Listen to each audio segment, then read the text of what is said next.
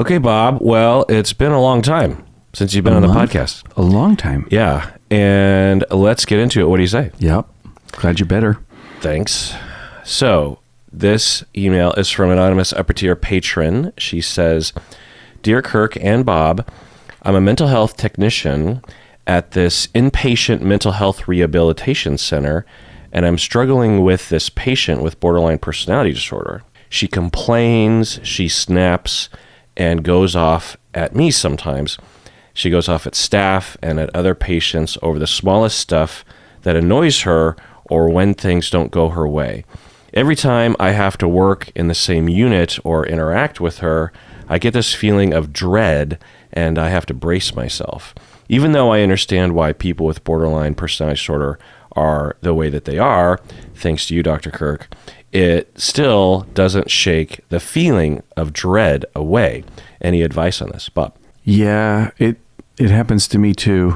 When I have people that are really angry and irritable, I get dread to see them. And what I found is to do my very, very best to join them, to just join them. Like if the person is upset about the food, join them. Yeah, food here is not so great sometimes. Absolutely. Even though their snapping and hostile is unfair, Yeah. You're not just, agreeing or being with someone who is being reasonable or maybe a little miffed or something. Yeah. They might literally be yelling at you because the food isn't good there or something. And you don't feel even necessarily safe. Yeah. But if you're going to, well, why do you do that with those folks? Because they're in pain, and because by joining, I have noticed that sometimes when I'm successful with that, it shifts the valence of the thing. It shifts the attitude of the other to more cooperative, more, Yeah. Yeah. I mean, at the very least, what it does is it erases the dynamic that you're in opposition. Yeah. That. Even if they continue to get hostile, Yeah. it's like, well, I judoed it, and it's on the record that I'm not opposed. Right. I'm not the enemy. Right. So I don't feel, and it might even be like for you, because initially as you're receiving the hostility, there's a natural tendency to want to meet that and oppose it. Right. But if you, in your heart, are with someone, then in your heart, you feel less, depending on the situation, you feel less tension because you're not in opposition. They mightn't be in opposition with you, but you're not in opposition with them. And so that might lower your stress, that kind of thing. Yeah. Yeah. Well, what I'll say, patron, is that it's totally normal. The other thing I'll say is not everyone with borderline will do this sort of thing. No. So, just because the person's primary diagnosis is borderline doesn't mean that that's the primary reason as to why they're doing it. Yeah. People can be dicks with all sorts of diagnoses or not. So it sounds like the person is just a dick, and that's awful. And, being an inpatient, the road to inpatient and then being an inpatient can't be a pleasant experience for the patient. So I'm guessing that there's a lot of stress for this individual. Doesn't make it justified, but it's a hard life for this individual. You get to go home at the end of your shift, that sort of thing. Yeah. So, I mean, maybe it's not a lockdown facilities, but the circumstances that landed them in inpatient were probably, pretty significant anyway. Yeah. So there's that. But I would also say that there's no way to cope with this sort of thing. Like for Bob and I, the folks that we work with occasionally that will be like this, one, we only see them for an hour a week, maybe. That's true. And two, they tend not to yell at us as therapists because we have an authority, and also often, especially for Bob and I, the clients are really wanting to work with us. They're not forced to work with us. Also, given our position, we have a much easier time being with someone and soothing them and being a strong relationship because it's just the two of us in a room talking, right? Whereas when you're in a facility, there's all these practical things like food and dealing with other patients in the inpatient ward. Yeah. There's a lot of things that are going to annoy everybody, Yeah. including the patient. So it's a hard situation that, Bob, if I were in your situation, given even my expertise, I don't think I'd be able to handle it. It would be very stressful for me. So the thing that I'll say to that is that there's maybe not a way to cope really with the situation. There are inpatient experiences that I'll hear about that I find to be really, really stressful for everyone involved. If I had it my way, we would allocate more tax dollars or something, or insurance dollars, so that the inpatient facilities had a quarter of the patients and double the staff, because it would make it a lot less stressful for everyone, including the patients, and then they would be less likely to snap at you, this kind of thing. Because when you have that, then the patients and the staff are not getting burnt out over time. It sounds like you're getting burnt out. You're having to wake up in the morning and go to work, and you know that you're going to be treated in a hostile, maybe even a scary fashion. You know, that feeling you get on the way to work, like, ugh. Or when you're going to bed at night and you're thinking, oh, I got to wake up tomorrow. Or Sunday night when you think, oh, the work week starts tomorrow. I've got to face those, kinds of experiences. That's tough. I don't know if there's a way to exactly, quote unquote, cope with that. I was daydreaming about when I worked at the psych hospital back when I got out of college. First off, nobody calls it mental health tech. They all call it psych tech. So it's nice to hear someone, because that's what I was called, a mental health tech. But I worked with children, and I guess the reason it came to mind is because I was thinking about a kid that I had a particularly ornery sense of. I felt ornery inside, and they were kind of ornery with me, and I maybe it's different with a kid. I could join him in a way that worked really well with him, but it's the same thing isn't available with a grown-up, because of the power dynamic.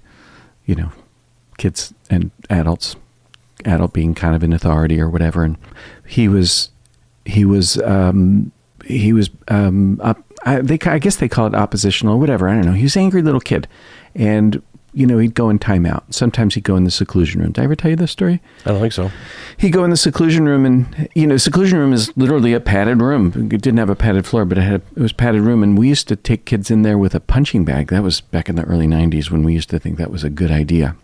Now, I don't know that they would do that now, but I remember this kid really bugged me, and I was in therapy, and my therapist said, you got to join him, and made some suggestions about how to do that. So one day, this kid goes into timeout in the seclusion room, and after the timeout, time like 10 minutes or whatever, you're supposed to process it with it. And so instead of talk about what got him in there, I just walked in with some paper, like a half a ream of paper, and handed him some, and I took some, and I sat down with him, and we tore it together. And we tore it for about 15 minutes. And, you tear paper, it gets kind of small in a hurry. So every now and again, he'd be out of paper to tear. I'd give him a little bit of mine, and he'd tear that up. And, we're talking like little, centimeter bits of paper. Then he'd hand me some paper to tear up, and that was it. For the rest of his time there, we were buddies. It won't necessarily work with the person that the person wrote in here about. It could. To love that kid. That was what was needed. I feel sad. That kid's probably about 40 now. Wow. That's a long time ago. Yeah. Yeah, you wonder. Yeah. Like how they're doing. Yeah. Yeah. Yeah. Your story reminds me of some of the greats and their stories. The difficult client who no one else can meet or get through to. Right. And a simple but out of the box intervention works. Yeah. Right. And so what was it that gave you the intuition to do that? Like what were you thinking at the time? It's so long ago, I don't remember. It might have been... This is before you were a therapist. Oh yeah. This was back in the early '90s. So before I moved here, and long before graduate school. I don't know. Maybe my therapist suggested it because it's not the kind of thing that I can imagine me thinking up. So that's probably something like that. I think he was lonely. I don't know if the person that we're talking about here in this is lonely. Maybe they're lonely. I mean, it's something like that. Yeah. Right. Yeah. Feeling rejected. Yeah. Feeling unfairly betrayed. Right. That sort of thing. Yeah. Yeah. Asterisks. Yeah. I feel compelled to define the word join for my fellow marriage and family therapist people. The way you use join is fine. Right. Yep. You can use that because you're not in marriage and family therapy. But it'll literally be on the exam potentially to get licensed. The definition of joining is joining the system. Yeah. It's not rapport building. Yeah. It is potentially not even rapport building. Yeah. It can overlap. Right. But to join a client, to join a system is to become a member of the system, right, which could be joining the system by being the scapegoat or joining the system by being the asshole that galvanizes the family against you. It's not usually what it means, but that's what joining means. And when I would hear my students, who I knew were heading towards the exam, sure, were using, they almost all use it. There's something so fitting to use the word joining to mean rapport, to build rapport. And the other thing is that in the clinical literature, nobody uses the word joining in my experience. They all use building rapport or the therapeutic alliance or the working alliance, right, or to improve the relationship. I don't ever hear in the literature people use the word join, but when people talk, at least in Seattle at the very least, it's always the word join. And it's been a while because it's been a while since I've taught. Oh yeah. So it's been a while since I've been around students in this way and you using it in that way. And I was like, because I was wondering if it was a marriage and family therapist word, but apparently as a counselor for yourself, do you know where you picked up on that? I have no idea. Because I don't think you've used that word with me, or have I? We've had this talk. Oh, okay. I've had this asterisk in the past. I mean, it's a very fitting word. When you were using it absolutely, it's even better than build rapport because it's not just building rapport. Right. It's joining with someone. It's being with them. That's why I kept kind of wording it, being with somebody. Yeah. But for my marriage and family therapy folks out there that are heading towards the exam, know that that's not the definition. Not that you were going to fail the test anyway, because I'm sure you would have studied all the other things. You can get a few wrong. Most people do. Not this one, though. The other reason why I pointed out to my students is that it's one of the most fundamental techniques and ideas within family therapy, within systems theory, the application of systems theory to families, in that if you're going to affect change within a system, you can't be outside of that system. You have to be inside, at least partially, the system. And different theorists would have different ideas about it. They would say you have to fully become, like the Satyrs and the Whitakers would say, you have to literally become someone in this family. Other people might say that you would have 1 foot in the family and 1 foot out of the family. And other people, postmodern folks, might even say that as soon as you sit down with the family, you're a member of the system. You're a member of a system, maybe not of their system, but you and the family are now a system of a sort. You can't be objective about that. Cybernetics of cybernetics, that kind of thing. But so it's a fundamental idea, and systems theory is so hard to comprehend anyway. There's such a pull back towards linear thinking, and which isn't a bad word. It often can be a bad word, linear thinking within family therapy circles. But the way I teach it, linear thinking is fine, and it's very useful and does provide wisdom regarding causality, which can help drive treatment. But it's so easy to think linearly. And it'll come to you automatically because you've been trained your whole life to think that way. Yeah. So the tough thing is to also dip your mind at times into the pool of systems theory, and you need to do a lot to obtain that quick paradigm acquisition. And a part of that is really absorbing these notions of joining and other kinds of things so that you have them instinctually in your bones so you can call upon them in a session. You know what I mean? Anyway. So next email is from patron Gaia from Italy. She says, "Hi, Kirk and Bob. I'm in my 30s, and I've been in a long-term relationship with my partner for almost 4 years. He started to talk about having kids, but I'm not so sure because of my childhood. My mother emotionally neglected me greatly while I was growing up. I can't recall a single moment of tenderness between us. I've been going to therapy for 6 years now and trying to cope with the wounds of my childhood, and I'm slowly accepting that I will always feel like there is a gaping hole of sadness at the very core of my soul. I often feel like that hole has somehow inhibited my capacity for empathy.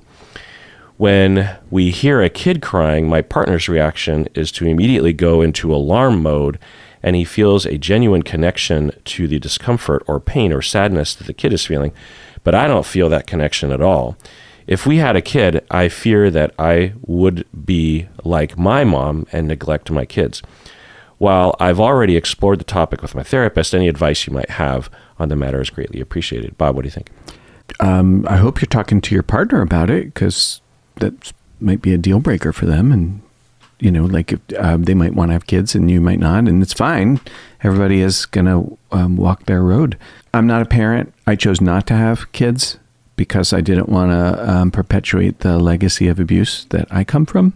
It is possible that that's exactly what would happen if you had a kid. You might find yourself having similar kind of emotional responses.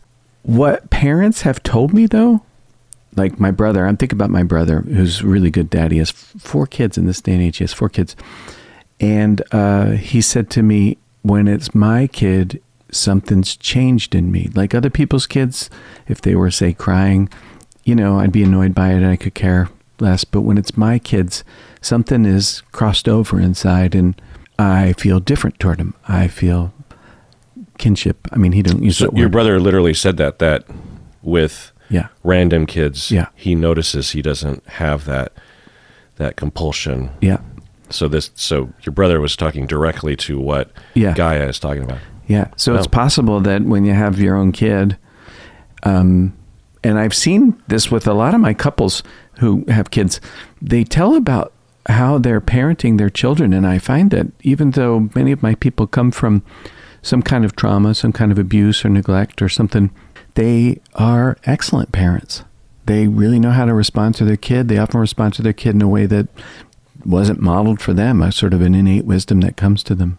The thing about this is, for guys, like, you can't know till you know, right? And so I don't know what's going to happen. Maybe they'll find that they love parenthood, or that something shifts inside them or whatever. It's possible that that's the case. It certainly happens. Yeah. The only caution, so the only thing I'll add to what you're saying, because that's really great, is if in general, Gaia, you lack empathy for everybody, then yeah, but it doesn't sound like it. So if you have a capacity for empathy that you notice, but for some reason, and your litmus test here is a extremely limited situation. Yeah. You are on the bus and you hear another kid crying. You know, there's a lot of different other situations that you could use to test, like having pets or something. Right. Is an approximation of what it would be like to have a kid, you know? Yeah. But even then, it's not necessarily analogous, depending on how you bond with your animals or how you consider that. But it's not the best litmus test. The other thing is that you might have a reaction to a baby crying on the bus, but you don't really notice it, or it doesn't compel you to care for this random child. It also could be that your partner just has this huge heart for children that is very, at one end of the bell curve, if you will. Right. Because I imagine the average anecdotally response to a baby crying is either indifference or annoyance, really, that I'll hear from people. In fact, when I was younger, I noticed that my friends would get annoyed with babies crying in public, and it wouldn't bother me at all, even if I noticed it at all. And over time, I hypothesized it's because my mom had a daycare, and there were babies and kids crying all the time. Right. And it was a normal thing to me. I was very habituated to it. And I saw my mom take care of the kids in this very adept way. My mom didn't flip out when kids were crying. Mm-hmm. So it wasn't a scary situation. I think for some people, it might carry with it some tension because of their past experiences. Maybe they had a younger brother that was chastised for crying or something. I don't know. Also, it's known and makes sense evolutionarily that us humans have a stress response when a child is crying because it compels us to take action for our tribe, back in the day. So there's various different ways of coping with that, but anyway, if you have empathy in general, which you probably do, then in all likelihood, you would have the same empathy. And another thing, in the same way that having this sort of trauma can help you be a therapist, it can also help you be a parent because you know what it feels like to be neglected. Having said that, to piggyback on, or just to repeat what Bob was saying, you will parent your kids. There will be themes that will be related to the way you were treated. Yeah. And no parent can avoid that. No. It is impossible. I sort of think about it like how you are at a job interview. If you are annoying in some way and you know it, like you talk too much or you don't talk enough, at a job interview, you can clamp down on that for an hour. Right. But if you're married to someone, you're not going to be able to hide that flaw from your partner. Mm-mm. And it's even more so that whatever flaw you have, you're not going to be able to hide it from your kids. No. Because there's just so many minutes of the day for you to express that flaw. And also, you can only manage to exert control over something like that for so long. Right. So it'll happen, but how do you make up for it? How do you account for it? How does your parenting team deal with it? Yeah. Maybe your partner would notice when you're being neglectful or something, right, and alert you or make up for it or whatever. It doesn't eliminate the possibility of raising a happy kid, or what I always say is raising a kid that needs the commensurate 5 to 10 years of therapy, because that's just the norm, because people, parents, rightfully so, I suppose, are terrified of damaging their kids, but it's not possible to not damage your kids. All parents are going to damage their kids because of the things I was saying earlier. Yeah. No one is perfect. Everyone's been through some shit, and that shit will express itself in your parenting, undoubtedly. Yeah. In all the thousands of ways it will be expressed and will damage your kids. And just let go of that need for perfection, So knowing your issues is a huge leap forward from most parents, Sometimes if you have significant issues growing up and you've been in therapy a long time and have a lot of self-awareness, even though you have these tendencies, you're a lot better than the average parent, because the average parent maybe hasn't been through as much difficulty, but also hasn't been through any therapy or any kind of self-awareness. And so the moderate to minor flaws that they have no idea they exist, and they just sort of run rampant in their parenting, whereas you at least know what you should be looking for. Yeah. So, yeah. But another thing to think about, Gaia, is just the bottom line as to how badly you want kids. Yeah. Because if you don't, then you don't. Yeah. And if you're looking for some kind of hook to hang your coat on regarding justifying not having kids, then, it just, if you really want kids, I would, there wouldn't be any reason to dissuade you from having kids. Right. But if you're on the fence, then, I would just continue to explore. Or maybe Gaia knows she doesn't, or they don't want kids, and they have a partner that does, that they love and cherish and value and treasure, and don't want to give that person up. And so it gets muddy, you know, balancing what I want with what my partner wants. Yeah. All right, let's take a break. When we get back, more emails. What do you say, Bob? Yeah.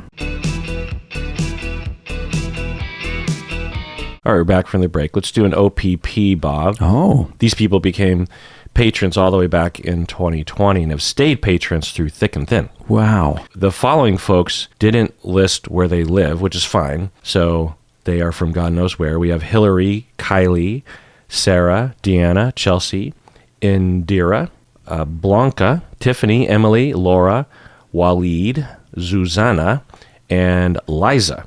And then the other folks here listed where they live. I'm not going to list their address, of course. Oh, well, which would be weird. I'll just list the approximate area of the world they live in. And these are all middle tier patrons, so they're extra special. Yeah. We have Autumn from Bancroft, Michigan. Wow. We have Mark from Brooklyn, New York. Stephanie's from Drumheller, Alberta. Troy from Edina, Minnesota. And we have from Friendswood, Texas. That's a nice name, Friendswood, Texas. Tao is from Texas. We have Katya from Long Beach, California. We have Lauren from Sydney, Australia. Wow. We have Black from Tampere, Finland. We have Michael from Hawaii, from Oahu, not Maui. Have you been to Maui? Yeah. It's pretty awful what happened right now. Yeah, it's terrible. These poor folks. Yeah, just awful. Leah from Illinois.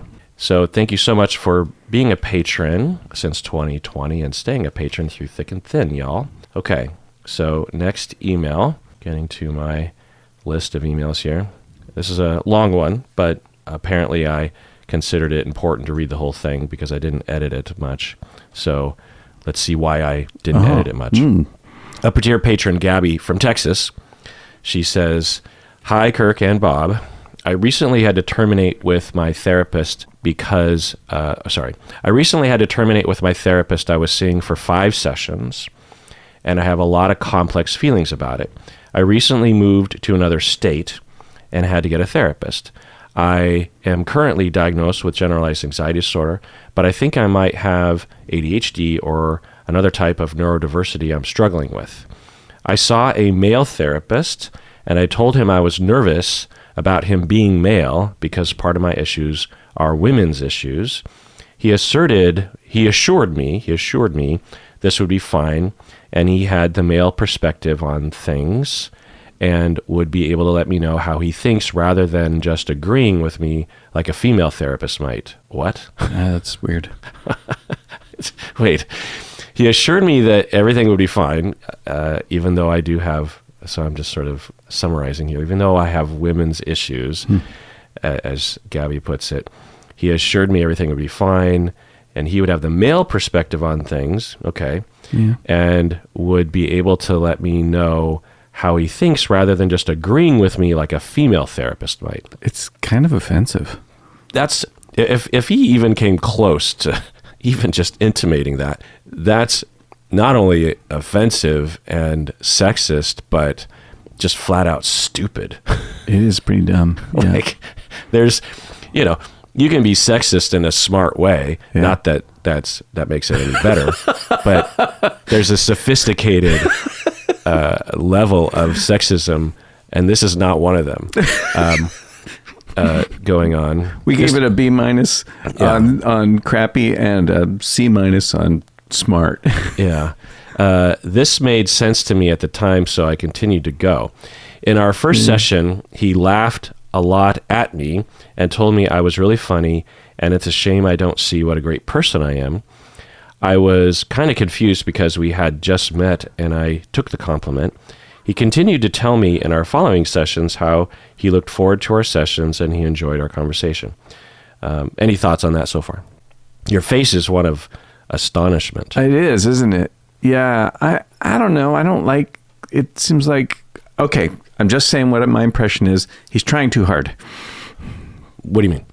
Well, laughing at what you said and being so overly solicitous about I'm enjoying knowing you, whatever. It just feels like early days. But you know what? It's just an impression. What do Early I know? days of a therapist? Yeah. Yeah. Early days of their relationship. Yeah. Oh. Yeah, well, it's hard to know what really happened because impossible. we're hearing it through the client's eyes, but Yeah. at least we have two potential indications that the therapist is pretty desperate to have a client. Yeah. Someone who is... Because if someone came to me and said they were reticent about talking to me because I'm a man, which has happened, of course, Sure, in my life. me too.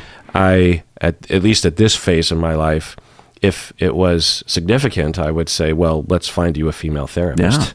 Yeah. I'm not desperate for clients, No, right? right. And by the way, just while I'm on the topic, people occasionally will email or call or something. And I haven't accepted a new client in several years. I'm trying to think, when was the last time I actually had room in my schedule for a new client? And I'm thinking it would have been 7 years ago, maybe longer. I don't know. The reason being that I have been transitioning more and more my career and paying the bills via media, podcasting and YouTube. So I don't have time for clients, which kind of bums me out. Yeah. And occasionally, whenever I say that to Bob off mic, Bob will try to give me a client. It is a fact. And I regretted having opened that door because you were really hounding me about a couple people. That's true. Which, it's fine, but it does tug at something inside of me. Oh, yeah? But I don't have enough time as it is. Do you know what I mean? Well, right. You gotta be good at no, right? Yeah. Although I will say, for folks that care to hear this, that I have been establishing a much better balance this summer. Oh, good for you. Yeah. And the big factor is that I'm scaling back on YouTube quite a bit. Oh. So that gives me at least some free time, because I will talk on the podcast sometimes how, there'll be like, it's still a problem. Like, I don't know if you can see it, Bob, but over there is a Lego set. It's over there on the side. Yeah. It is of the lunar lander, Apollo 11. Oh. And I bought that probably a year and a half ago and have not had the time to actually sit down and put it together. That's not like you. Yeah. Or I got it for Christmas, maybe a year and a half ago. Oh. Anyway, I keep looking at that Lego set just thinking, when I manage to put that Lego set together, that means that I'm done with my work, sufficiently done, and I'm done with my chores, and I'm done with the kind of bigger chores, like putting up curtain rods and fixing that door downstairs or whatever. And I've managed to get all my obligations out of the way. Maybe not everything, but, close to it. Because in the past, like 4 years ago, I would have bought that and put it together in the same day, or at least in the same week. Yeah. It would be dumb for me to buy a Lego set and just have it sit in the box, So, so I'm not quite there yet, but I'm closer to the Apollo 11 lunar lander than I was a few months ago. Anyway, so why am I saying that? Work-life balance. You're not taking new clients. I hound you to take new people. Yeah. Okay. We're working our way backwards, Yeah. and your mind's like a trap when it comes to this sort of thing. The thing about you and dementia, it'll be very noticeable because your memory will be noticed when it's gone. With people who already have trouble with remembering things, it'll be hard to detect if they start to decline cognitively. Yeah. Anyway, so going on with the email here. So what I think about this second bit is solicitous of the therapist. But there's nothing wrong with it. It's just an impression. I don't know nothing. Yeah, a therapist is like, oh my God, you're really funny. It's a shame that you don't recognize that you're such an interesting, funny person. And then he says, he continued to tell me in our following sessions how he looked forward to our sessions and he enjoyed our conversation. That in and of itself is a wonderful thing. Yeah, right. Yeah. Especially if it's genuine, right? Right. Going on. For context, he was around age 50 and I'm 25. I felt kind of strange that he kept complimenting me. He told me he believes my self-esteem was low when I'm not sure if I agree. And I told him and he told me that I am beautiful and intelligent. So, okay, I'm starting to get a little weird, but nothing terrible. When I would talk about difficulties in my childhood and how I look at the world, he called me complex. I felt kind of like a specimen on display and felt weird. He put pressure on me by telling me how much he enjoyed our talks and how much he liked me. What do you think about that? Which part? The whole thing. Like it specimen and pressure. It felt like a specimen. He didn't say she was a specimen, but she felt like she was a specimen to him. Yeah. And he's saying that she's beautiful. It sounds a little skeevy. Have you ever told a client that they're beautiful or attractive? I may have. Yeah. Well, what would have been the circumstances? Because I just talked about this in a recent episode, like last month, because someone wrote in of a situation that was kind of like this. And, the summary that I came to, and I sort of came to this conclusion while I was recording the episode, that there are extremely limited situations where a therapist would say something like that and not have it be a problem, and I find that, and tell me what you think about this, because my sense is like there are two camps of people. The big camp is never talk about your attraction. In fact, there's something wrong with you if you're attracted to your clients. And of course, that's not accurate. That's not wise because it's normal statistically. Right. And humanity-wise, that occasionally a therapist would find a client to be attractive. Nothing wrong with that. So either the big group that I anecdotally will hear from is never talk about it. It's shameful. There's something wrong with you, right? Yeah. And then another group of people, smaller group, will say, always tell your client because it's crazy making not to tell your client. You've heard that before, right? Well, yeah, that sounds weird though. It's too extreme. Right. Yeah. So those are the only two groups that I hear from, because it's so rarely talked about. Yeah. And I think the second group is perhaps a little wiser, even though they might be more harmful to their clients, but at least they're acknowledging that humans are humans and that maybe attraction, they might be a little bit more aware of countertransference and that kind of thing. But what I came to in terms of during this episode that I was recording was that you should absolutely not feel ashamed of yourself if you're attracted to a client, but you should absolutely acknowledge it and get consultation and think about it. Oh yeah, I've done that. And work on it. Yeah. Because you don't want it to interfere. No. And you also don't want to go down a slippery slope of boundary violations and then eventually harming the client through some kind of dual relationship. And that's a process. Most people, I think, don't do that though. And they are ashamed of themselves, or they are being shamed if they bring this up with people.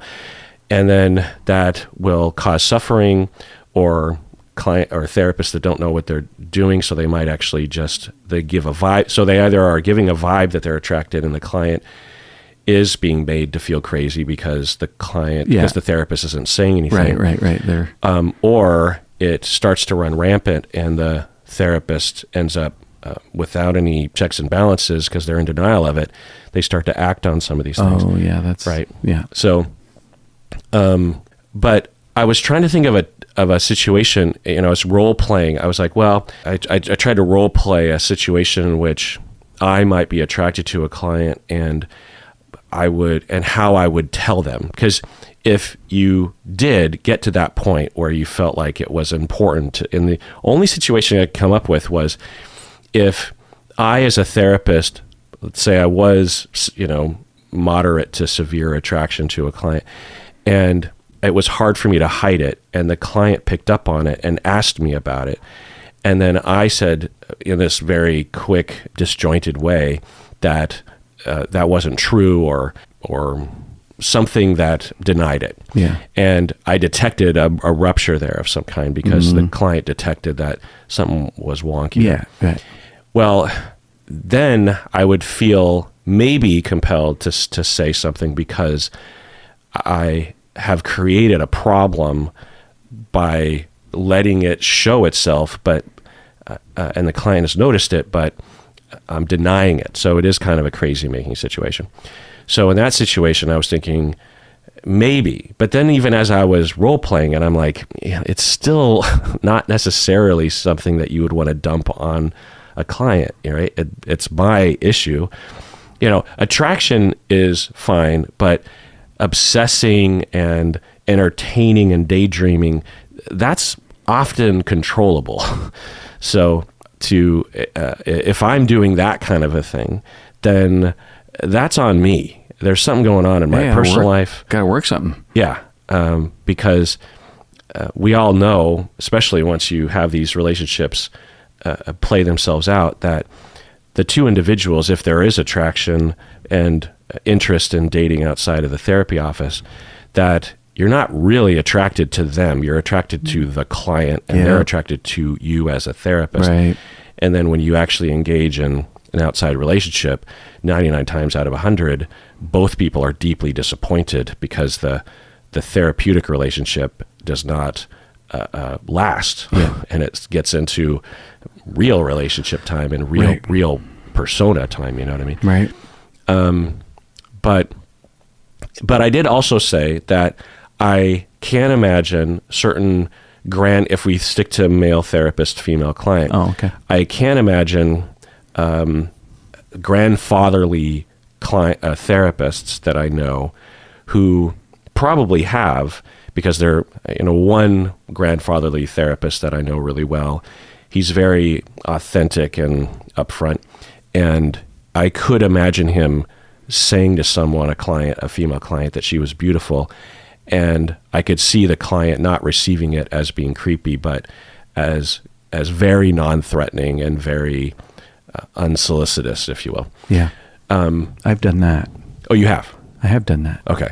Like, tell me, what was your thinking at the time, do you think? If I know I've said this, I can't remember which person I said it to, but they were struggling with, dating. And I said, you're good looking, you're bright. I should think that any man that gets to be with you be very lucky. Right. That's it. Right. But it isn't based on, I found them attractive. It wasn't some sneaky way of, expressing that. No. Or even expressing like a personal, draw. More like just a recognition. Hey man, there's a lot to love about you. There's a lot that someone would be very lucky to have. Right. Right. Yeah. So before saying something like that, I'm guessing you would have, it would have butted up against an editor in your mind, right? Oh, yeah. It wouldn't just fly out of your face. No. So what was that why in the road? What was that decision tree, if you will, that would have said, yes, I'm going to say this now?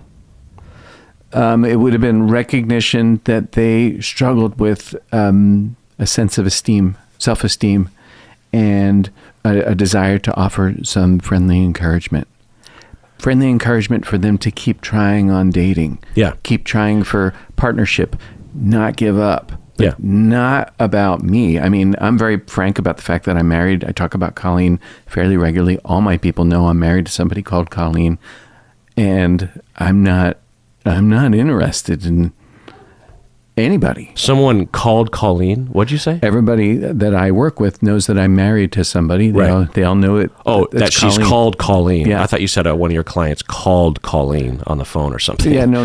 Okay. Everybody knows that I'm married to Colleen, and I'm not interested. Yeah. in anything except providing good therapy. Right. So to say that a client is attractive is different than saying I'm attracted to. Oh, yeah. No, I ain't going to say that. I'll Right. never say that. It isn't important to say that. Okay. There's no use in saying that. When I have had clients that are attractive, I find it very distracting for a while, and then it goes away, and I talk about it with my colleague. Like I'll talk about it with you, or I'll talk about it with, like my treatment team if I'm on a treatment team or whatever, because it's better to not have that as a secret inside me. Yeah. It's just better to have it shared. Why? It takes away a lot of its power. Yeah. We've talked about this before, and I've said this before, that for whatever reason, this doesn't happen to me. It's weird. I'm an anomaly. You do not get attracted to your clients. No. Good. I don't know why. It's just easier if you don't. Because it's not like I'm not a human being in other contexts. Sure. I'll just put it that way.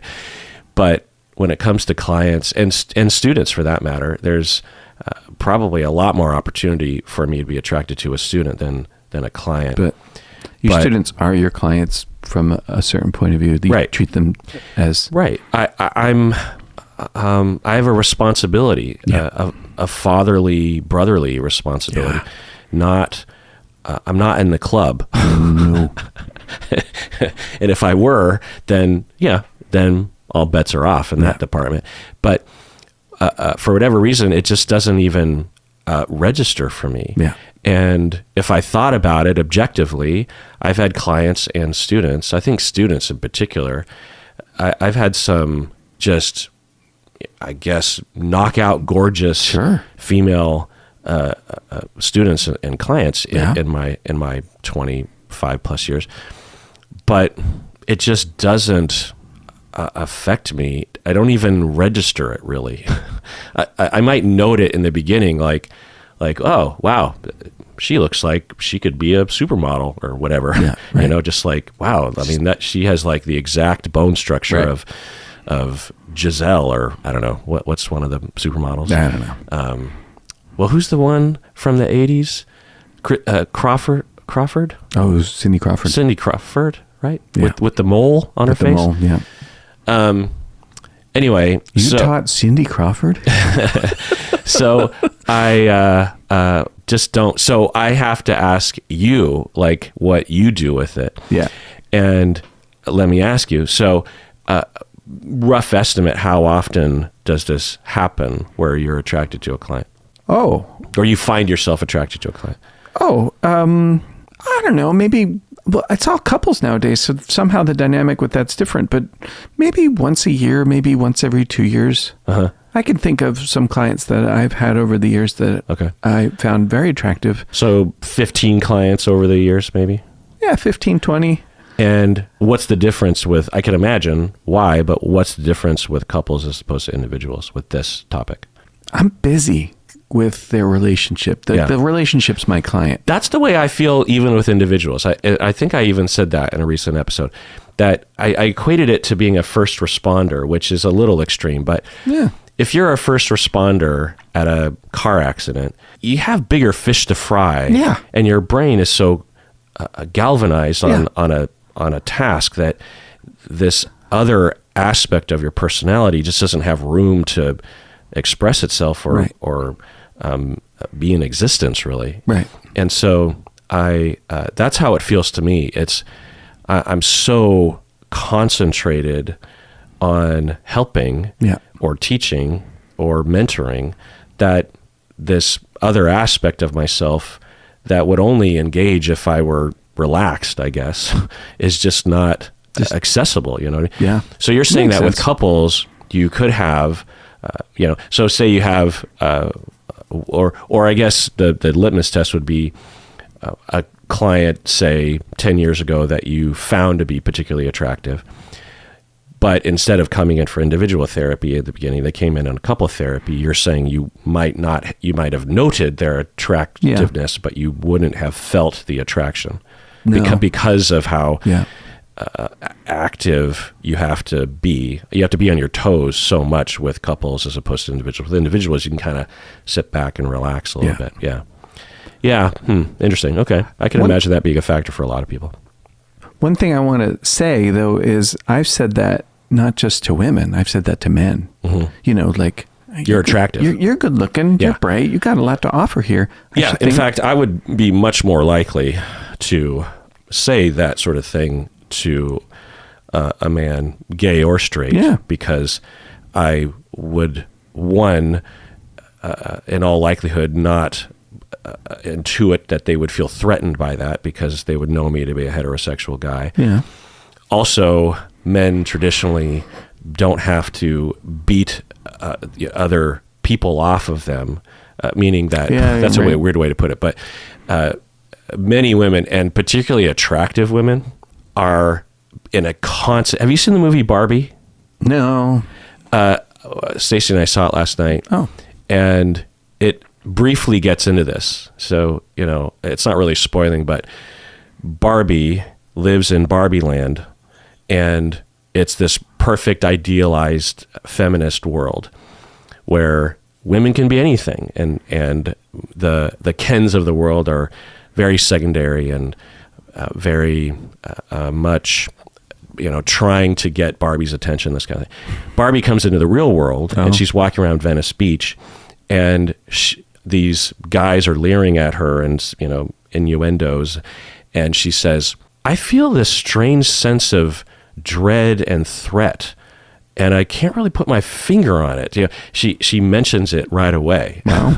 And Ken's right next to her, having also passed into the real world, and it's just like, yeah, you know, suddenly I feel really powerful. I don't know what's going on, because of they're looking around, and the dynamics between gender is everywhere, you know, and it's very different than it's in Barbie land. And so my point is that that's a context that needs to be taken into consideration.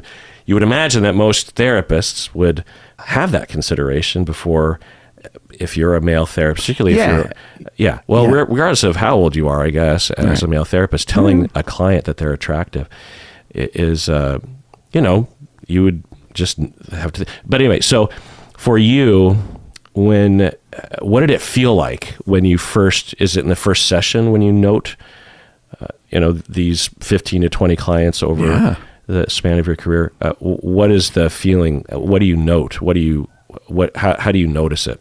Well, I know what it feels like to be attracted to somebody, and then I know what it feels like to be nervous, because this is going to be a distraction, at least for a while. So immediately you feel nervous. Yeah.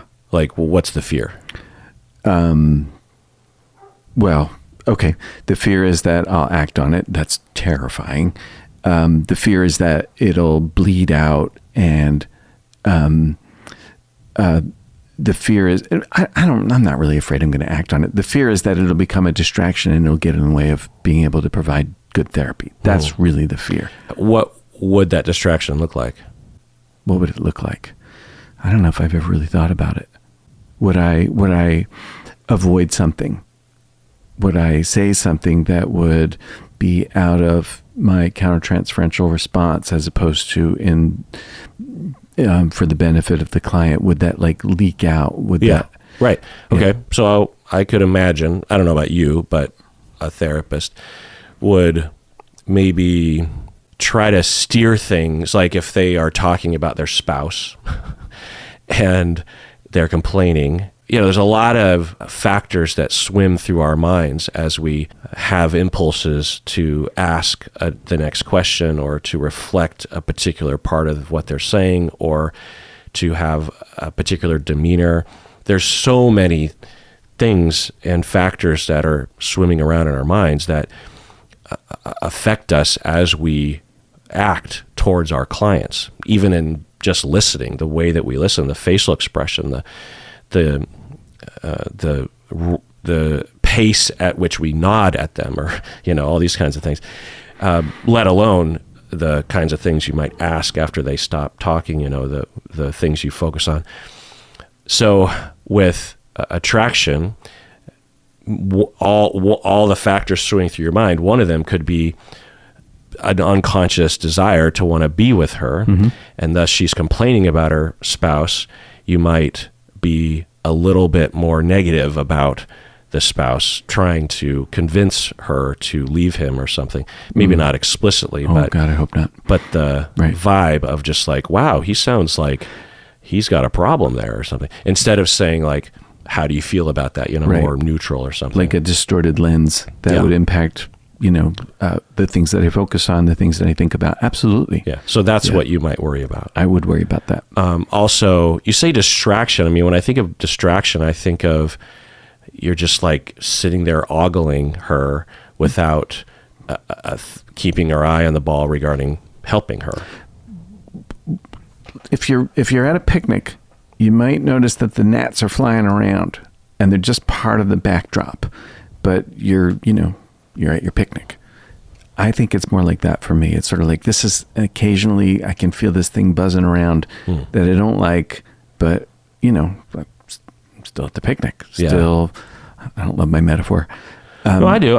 The way that I might think about it more concretely, I suppose, is that most of the time with your clients, you have a lot of aspects of yourself directed towards helping and paying attention. Attraction is generated, you could say, selfishly within us, right? Yeah. It's a need of ours. Yeah.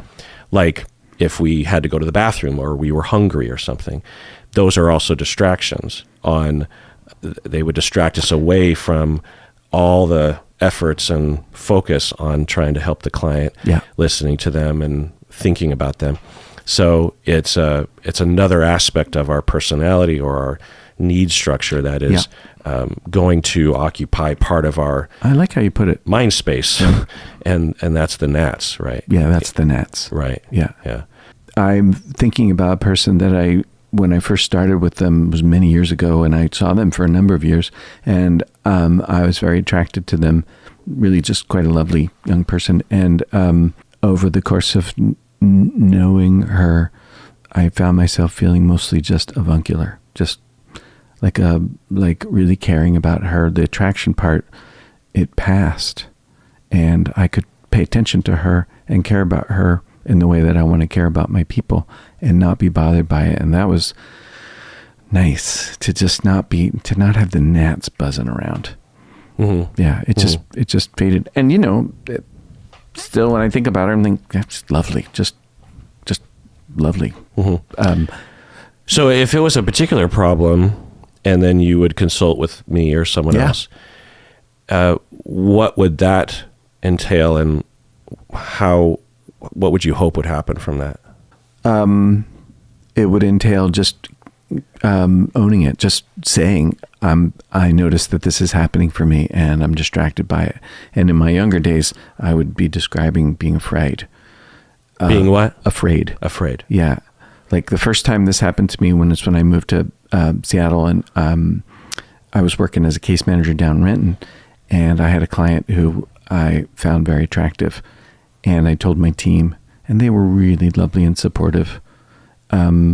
Nobody condemned me. Nobody really said much of anything one way or the other. A mentor of mine there pulled me aside, and he's like, it happens.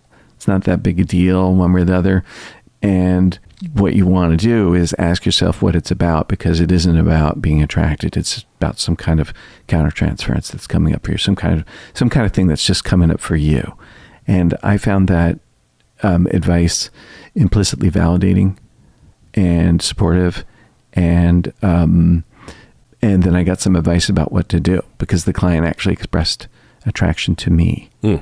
And I asked my mentor, what do I do? And he said, this person has so few positive men in her life, and you want to stay being one of those. And I don't remember exactly what I said, because it came up, that I wanted to remain a very positive force. And I didn't say it this way. Did you tell her you were attracted to her? No, I did not. Did you have off a vibe you were attracted to her? I may have. Yeah. How did it end? How did it end? Well, I mean, I left that job essentially sort of to go to graduate school, but I ended my connection with her among many of my clients positively. I was still working with her. I still cared about her quite a bit and still did my job and kept it to my job. And as far as I know, that went fine. Yeah. Yeah. Has it ever, the attraction actually grown and did become a problem such that you would consider referring or something? That's never happened to me. Usually what happens is it just fades on its own. Right. Like, maybe a few months, maybe less. Yeah. Another thing, and I don't know if this is a thing, but do you have a particular thing about attractive people in general? Like not just clients, but people that are very, very attractive. Is that Yeah, it's distracting. Just in general? Yeah. Like if you had a cashier or a friend or something. Yeah. Like what's that?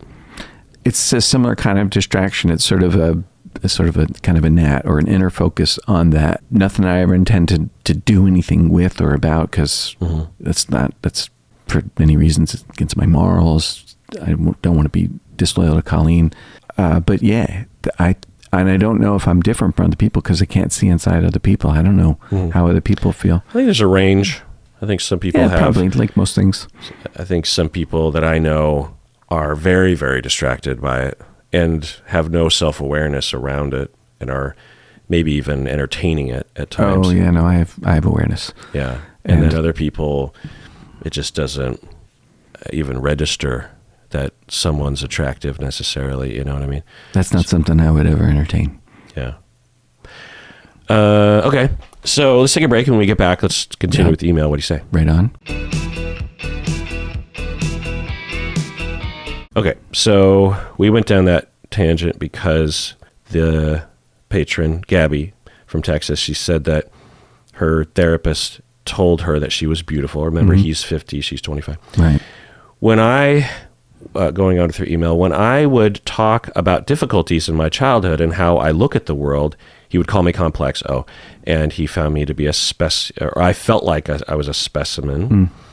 And he also told me how much he enjoyed our talks and how much he liked me. Okay, and again, hard to know what he means by that or what the vibes are. In one session, he took a phone call, and I assumed he would say he was in session and hang up right away. He then talked for less than 3 minutes, but I felt ignored and sort of uncomfortable. The next session, I told him that this hurt my feelings when he took the phone call. He said it was an insurance thing, and he had to answer, and I don't remember if he said sorry. In our last session, he checked his phone a couple of times. Bob, what do you think about that? I think both of those suck. Yeah. You do not, an insurance company, that's what's going to trump your work? Yeah. Like, come on, man. Yeah. It's just nuts. Yeah, what the fuck? It's...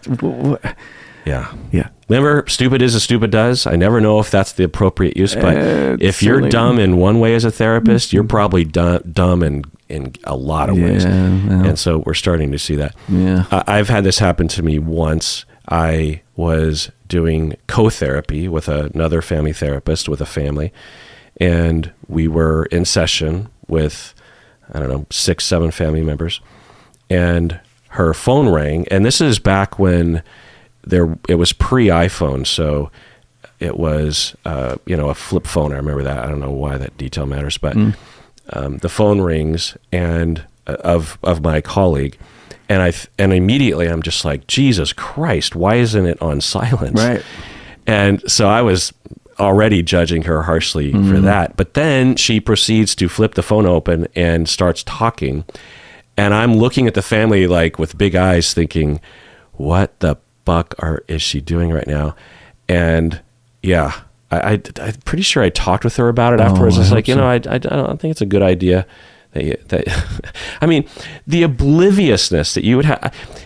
There are things like this where, because if my phone just had a notification, like a ding in the middle of a session, that I would be ashamed of that for months. I'd be like, what happened there? Or, and I'm guessing that's happened at some point in my career, but I'm pretty diligent about silencing my phone. Mine's always on silent, period. Yeah. Right. Mine's always on silent, period as well, Yeah. which isn't always great if someone's trying to get a hold of me right away. Okay, fine, but You know what I mean? But I just don't like to hear my phone going off. Mm-hmm. Anyway, the chasm of differences that would have to be present for someone to leave their phone on, on alert and answer it in the middle of session, like there have to be there. I just don't understand what's going on with these people, and if they have that difference, then how different are they from the standard of care as a therapist? Like what's going on with this person? Right. Yeah. I can imagine if my partner was pregnant and gonna give birth. Right. There are situations. Fine. Or your kid is in the hospital, Yeah. or your kid's sick at home. The only situation where I've run into this that's analogous is I'll have students that, because I never even have to say this to students to make sure their phone is silenced and not to answer their phone. But occasionally, and I might even say this during orientation, that if you have an emergency at home, like your kid's sick or something, just tell me, and that's fine. If if your phone rings and you have to dip out of class to answer the phone, then 100%. Right. But be professional and tell me before it happens. So anyway. Which I would tell if I was in a situation, then I'd tell my client up front coming into the meeting. Right. This might happen, and if it does, I got to check. Right, and I'm terribly sorry. Yeah. I apologize up and down if this happens. Yeah. But I kind of need to take care of this. Right. I don't know. Has that ever happened to you? Has it ever happened to me? Where you've had to tell a client I might be receiving a phone call? Yeah, it has a couple times. Like if my phone rings incessantly, it's on buzz. If it buzzes incessantly, then I'm like, oh, it could be Colleen. And it could be an emergency, and she knows that I don't answer the thing, and so she's calling multiple times. So I have to look, and then I look. Has that ever happened? Yeah. What was the emergency? Oh, has it ever happened that she? I don't remember. I don't remember. Yeah. Because it's so rare, and I'll check, and I'll be like, oh no, I don't know this number, so I just put it aside, and whatever, and on with therapy. Like, so your phone's on vibrate. Yeah. Doesn't that annoy you when you're in session? No. It would annoy the shit out of me. Going on with the email. Lastly, I recently wrote and illustrated a children's book about the death of a grandparent. Oh. When I came to a session, he showed me that he bought it. Okay. Oh. So she wrote and illustrated a children's book, and then when she came to session, he's like, hey, I bought your book. He asked me to sign it, and I agreed. And then he asked if he could use this book in his therapy as it had to do with grief. Any thoughts on that? It gets dangerously close to breaking confidentiality. It absolutely breaks confidentiality because it's not, if he shows this book to people and it's signed especially, you know what I mean? I don't know if you'd be handing the book. So there's a way to do it. Like I'm going to occasionally read from this book to my clients, but I won't tell them that you're my client. I'll just say that I just found this great book. That's a possibility, but unless you explicitly talk about that with your client, that would be a worry, right? And given everything else that he's done, I don't know if we can trust him to not say, this book was written by one of my clients, right? Ugh. Yeah. Well, but who knows? A lot of the things that we've heard so far, aside from the cell phone thing, are not slam dunk indications of something that was wrong here. That's true. Going on. He asked if he could tell people a client of his made it as to show people who struggle can do great things. Oh. So what's the problem there? It's totally a violation of confidentiality. Well, not only that. Well, it's not a violation of confidentiality if she agrees. I think that's such a high demand situation. Right. You should never, like, what are you here for? Right. It's a dual relationship in that it compels the client because it'd be rude for the client to refuse. Yeah. And the client should not be the the keeper of ethics. It's the therapist should be the keeper. We should never put clients in the position of having to monitor their safety regarding issues like this, like confidentiality and privacy and stuff. Yeah. Now again, if I were in a consultation group with 10 other therapists and average therapists, and one of them said that they were going to do this, it's like, I have this client who wrote this really great book on grief, and I want to, use it because it's such a great, and I also want to honor how great this book is that my client wrote. And I also want to try to highlight this and say, this person is my client, because I want other clients to know that just because you're a client doesn't mean you can't do great things. If someone said that, I would have my, red flags go up because of the high demand situation, as you're putting it. High demand. But I imagine a lot of other therapists in the room, maybe half, would actually not even have that red flag.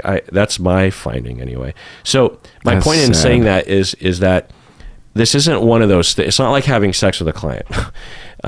And these sort of things happen sometimes. They're not recommended, but you're probably not going to lose your license.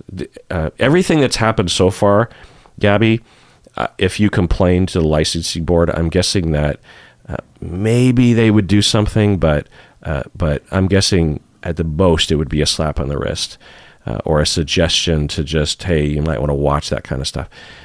Nothing here is this egregious act, although for Bob and I, given our standards for ourselves and my trainees and supervisees, what we believe is good practice. There's a lot of really there's a difference between what is egregious to you and me and what would be considered to be an offense regarding or an ethical violation that would justify sanctions or licenses being revoked. Or it can be shitty without being actionable. Right.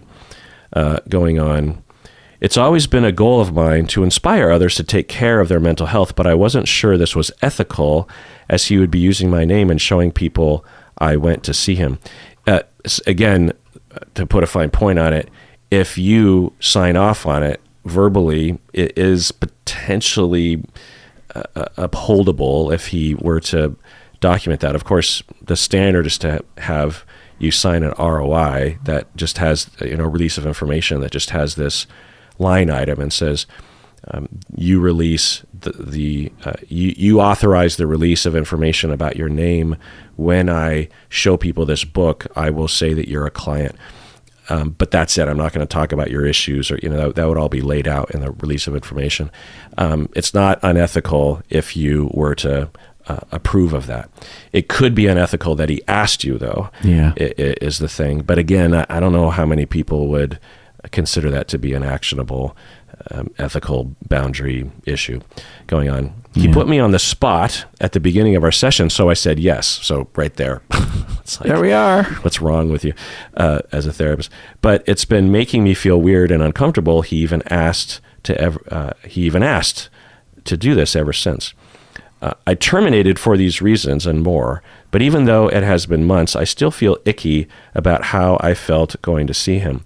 It feels like I need more therapy after going to see him, and he hurt me more than he helped. Even so, I feel scared to bring it up or report him, as he told me so often how much he liked me, and now I feel put in an odd space.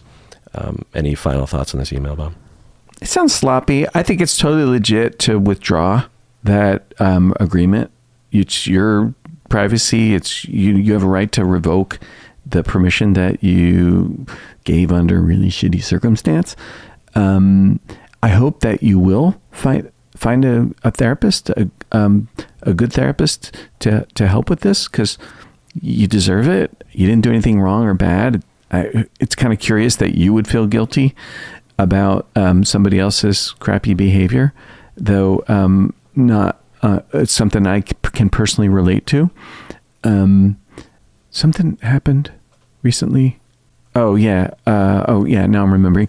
I was feeling guilty about somebody else's poor behavior, and that's worth talking about and learning about, like this paradoxical response you have to In my case, it's a paradoxical response to anger. Like, I was angry with the person who behaved in a crappy way, and I was feeling guilty. It turns out that I feel guilty for being angry or upset. So I don't know if that's the case for Gabby, but there's no reason to feel bad except something's causing you to feel bad. Right. I think what you're saying, correct me if I'm wrong, is that given one's traumas, you might feel completely unjustifiable guilt for having a very normal, healthy reaction to something. Yeah. And it's this external voice that's being internalized that's shaming you for advocating for yourself. Yeah, that. Yeah. Right. So I hope Gabby will find a good therapist and give herself a shot. Yeah, and maybe a male therapist. If you do find a male therapist, because it's up to you. It's not like you need to find a male therapist, but it could be helpful. And I would find an ethical one, and maybe even vet them. Yeah. And literally just tell them this story that you have with your previous therapist, and hear what they have to say. Right. And if they respond in kind with Bob and I, in terms of like, he answered the phone in session. Yeah. He asked you to do what? And he did. Why was he telling you these things? And did he ask you how you felt about it? Yeah. Now, I will say that there is a possibility that if we had a video camera of what happened, aside from the video, aside from answering the phone, but even answering the phone, like maybe if we heard from the therapist and he was just like, oh yeah, me too. I'm aghast to answer the phone in session, but there was this insurance situation because I had a suicidal client that needed to get into inpatient, and the insurance was calling, and I absolutely needed to answer the phone because the patient was literally waiting in the wings at the hospital. Right. It doesn't sound like that, but it's possible. But it's possible. And all the other incidents that the client, Gabby, is laying out regarding this solicitous or complimentary. There's a lot of compliments. You're a great person. You're beautiful. You're interesting. Yeah. What a great book. It's possible that if we had a videotape of it, we would say, well, I get where Gabby is coming from, and her feelings are completely fine. Yeah. But the way it looks like he's not trying to invade or hit on her or express his inner attraction or creepiness. Right. It's just that he's just a very complimentary person, and that's his style of therapy. He just really tries to pump people up, because especially when you think about the children's book thing, that whole conversation, because that's not related to the client's attractiveness or personality or that sort of thing.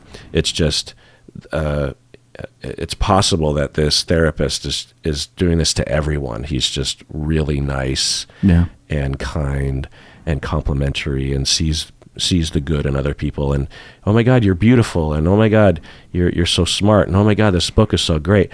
There's a style of therapist that is like that, and it's possible that Gabby just kind of rubbed her wrong, and that is the risk you take when you do that kind of stuff as a therapist. And you should check in with your clients if you do that kind of thing, because it is a risk. Dual relationship. And can be creepy and can scare people, really. Right. So, but who knows? It's also possible that he literally was attracted to her and was grooming her. I don't see any strong indication of that, but I've heard grooming stories that start the way that this story did, know. Right. So I don't know. And the reason why I say all that is because for you, Gabby, I don't know the situation like you do. You were there. Yeah. But if, let's say that he wasn't nefarious and he was just a therapist that is oblivious to how his mission to compliment everyone is not necessarily a good thing for all clients. Like, let's just say he's just oblivious to that, but he's not creeping. And if that's true, which we don't know, and you develop a narrative that is nefarious about him, that actually could set you back in terms of your schemas and your availability to be open to relationships with everyone, maybe men included, who are potentially there to be a corrective experience for you. You know what I mean? So, but even saying that out loud, unless I know the situation, Sure. I don't really know. It's possible that he was being a creep, and by me saying that, I'm just blaming the victim, kind of a thing. So I just don't know. I would talk about it with a therapist, is the point. Yeah. Yeah. And good luck. Yeah. Oh. And everyone out there, please take care of yourself, because You deserve it.